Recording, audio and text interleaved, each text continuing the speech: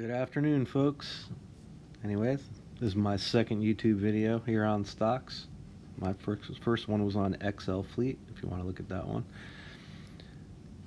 So today I wanted to talk to you about car lots. Now I've been in this one for a while. Actually, my first stock purchase was about $6.97. Not too happy to say, but anyway, if anyone's looking for a deal, 40 cents is where it's at right now. So as far as since the past year, this is down 92.47%.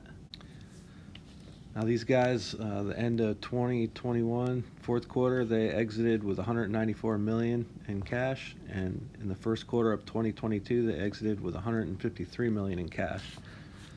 So they actually have plenty of cash on hand, and hopefully that's going to help them survive this horrible market. They have 114.2 million outstanding shares. 43.57% is held by institutions, so that's a good sign.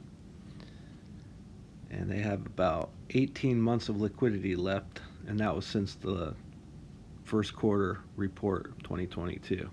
And now they have been doing some cutbacks, so they should have increased liquidity from that. Now, one thing to note with these guys is they got a deficiency notice on June 7th for not maintaining a $1 share price.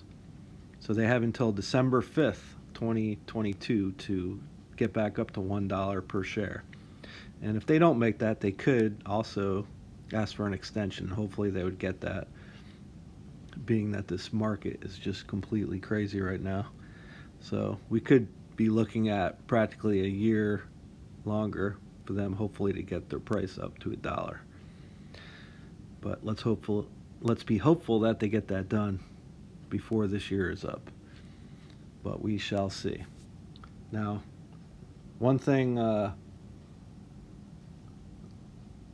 here's the delisting notice just to show you. Anyway, I already talked about that, but yeah, you can see June 7th. So they're good until December 5th. Now, one thing that Car Lots is doing, which this just came out June 21st, 2022, they had 22 hub locations. They are going to cut that in half to 11 hub locations. So starting on June 21st, they already started closing hubs, and they should be completed by July 8th, 2022. So some of the facts along with this. It should save some money there, and it's going to reduce their headcount 25% to 30%, so that'll save some money. It's going to reduce operational costs by 12 million to 13 million annually, and it's also going to provide about 10 million additional working capital.